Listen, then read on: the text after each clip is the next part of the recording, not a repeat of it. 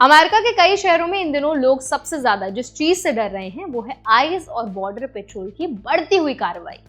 कई जगह अचानक इमिग्रेशन ऑफिसर्स दिख रहे हैं, मास्क्ड एजेंट्स गाड़ियों में घूम रहे हैं और लोग समझ ही नहीं पा रहे कि उनके इलाके में क्या हो रहा है।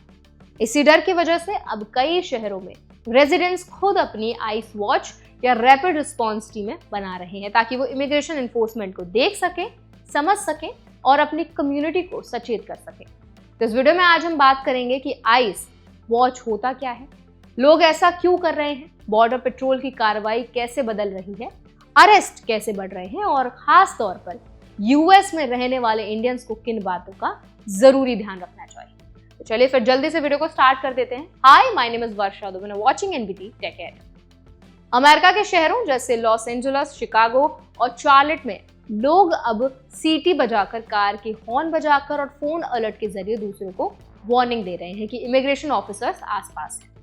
बॉर्डर पेट्रोल के ऑपरेशन ने लोगों में जितनी घबराहट बढ़ाई है उतनी ही एक्टिविटी भी बढ़ाई है। लोग ऑफिसर्स को दूर से रिकॉर्ड कर रहे हैं, मास्क्ड एजेंट्स की गाड़ियों को नोट कर रहे हैं और ये पता लगाने की कोशिश कर रहे हैं कि कार्रवाई किस लेवल की है। लेकिन यहाँ एक और बड़ा पहलू है।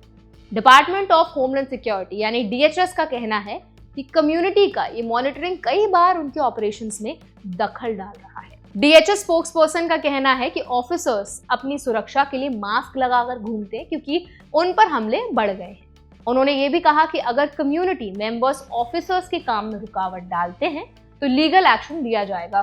कुछ लोग तो अरेस्ट भी हो चुके हैं। चार्लेट में हेदर मोरो और जोशुआ लॉन्ग जैसे रेजिडेंट्स जो बॉर्डर पेट्रोल की एक्टिविटी को रिकॉर्ड कर रहे थे, उन पर फेडरल ऑफिसर्स को ऑब्स्ट्रक्ट करने के आरोप लगे।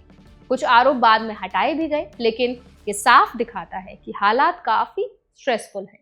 लोग एक तरफ डॉक्यूमेंटेशन को जरूरी मानते हैं, दूसरी तरफ गिरफ्तारी का भी डर लगातार बढ़ रहा है।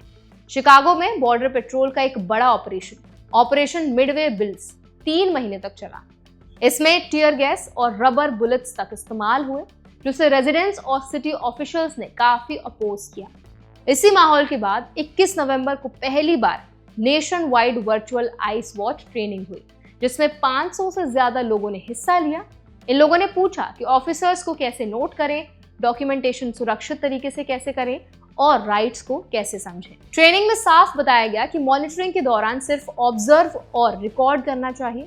किसी ऑफिसर को छूना, रोकना या पास जाकर आर्ग्यू करना बेहद डेंजरस हो सकता है, खासकर नॉन सिटीजन्स के लिए। अब बात करते हैं उन इंडियंस की जो यूएस में रहते हैं। अगर बॉर्डर पेट्रोल की एक्टिविटी आपके शहर में बढ़ रही है तो सबसे इंपॉर्टेंट बात है अपने इमिग्रेशन डॉक्यूमेंट्स को हमेशा अपडेटेड और एक्सेसिबल रखें। बहुत से लोग डर के माहौल में बाहर जाकर वीडियो रिकॉर्ड करने लगते हैं, लेकिन ये इंडियंस के लिए रिस्की हो सकता है क्योंकि डीएचएस इसे ऑब्स्ट्रक्शन मान सकता है। अगर आपका वीजा एक्सटेंशन, स्टेटस चेंज या कोई भी पेंडिंग एप्लीकेशन चल रहा है तो उसकी डिजिटल और हार्ड कॉपी दोनों अपने पास रखें। सोशल मीडिया पर फैल रही रूमर्स या फॉरवर्डेड अलर्ट से भी बचें। कई बार ऐसी खबरें अननेसेसरी पैनिक क्रिएट कर देती हैं। इंडियंस के लिए भी जरूरी है कि हाई टेंशन स्थितियों में क्यूरियोसिटी से बाहर जाकर ऑफिसर्स को शूट या फॉलो ना करें।